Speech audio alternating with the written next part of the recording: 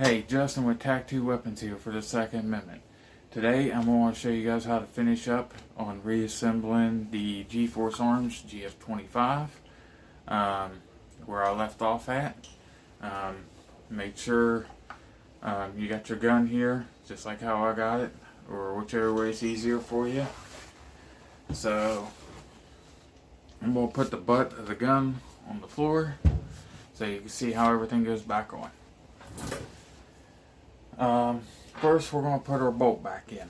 So this is going to be pretty easy. We're going to pull down to align these two grooves up. As you can see here, when I'm pushing down, right there it just lined up the notch on the bolt. As you can see there, when I let it go forward, it unaligns. So when I pull down on it, it's lined up. You don't have to pull down on it very far. You'll notice it when you're looking at it. This nub faces towards the top of the gun, as you can see there. So we're going to insert that into the bolt, just like how I'm doing here. And after you get it in there, I want to make sure I'm good at putting this in right. And you want to push down with your finger, palm it, make sure it's in there. Work the action, make sure it's in there, it's not coming back out. I'm going to pull down on my gas system to bring my feed ramps back up by flipping this back. So the takedown lever is back into the position where it needs to be. And that's how that works. So everything is working smoothly, as you can see.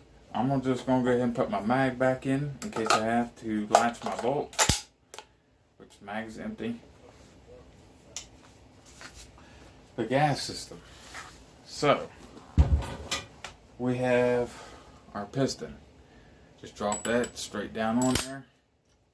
And as you can see, it may stick sometimes, so you just want to use your fingers to pull down on it. Here's our gas piston cover. It's got an O-ring in there. Make sure you lube all of this when you put it back together.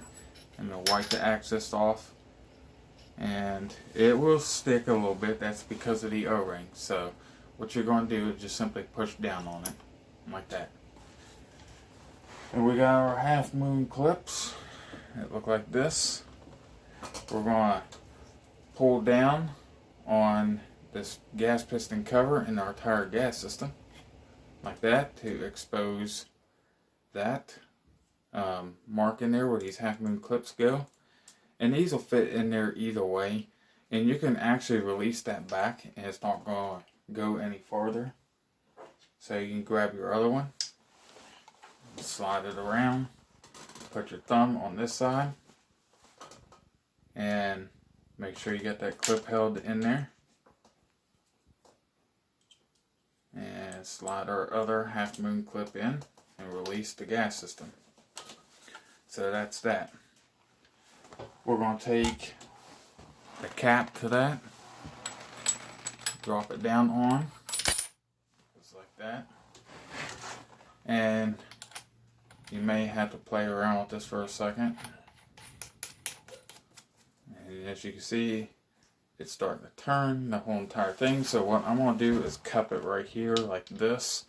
And take my fingers here and just tighten this, because this thing will come loose. So you just want to make sure that's tight. That will give you problems too with your gas system and everything. If that comes loose, it's going to not let everything move right. You're going to have problems there. You do not want to lose them pins or jam up inside the shroud. So that's why I'm making sure that's tight and it's not going to back loose when I'm twisting it or nothing. So it's pretty tight now. Now for this upper, our barrel cover. This here, oh, my laser's back on. We're going to take this opening hole. We have a little nub that sticks out of here that fits into this little groove right here. So we're going to hold the gun like this and slide our fore end through. And inside this fore end, you're going to have this like thing here for your barrel nut or barrel shroud. It screws on the end. The ball bearing side goes out towards the front end of the gun, and that's the back side that goes towards the receiver of the gun. So when you put this in there, it should look like this. This thing can be a little bit contrary to put it back in if you don't get it right. And it should be seated just like that. You should see it sitting flat in there. So what I'm going to do while I'm putting this back together, I'm going to slide my finger downside there and grip the side of the shroud with my thumb. I'm going to set the butt of the gun on the floor. Slide this shroud back down, or fore end back down on there. And use my finger for a guide to bring the barrel through that hole. So after I've done that, I'm putting my finger on top of that ball bearing so it stays seated. And you can see that just clicked in there just like that. So it should be pretty well tight fit together, no seams, just like how you see here. And for our barrel shroud, you want to put this back down on there.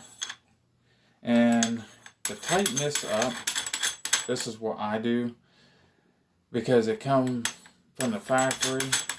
They only hand tighten it. So you want to make sure this is torqued so that you're threading metal on the metal. And you can grab this pretty good.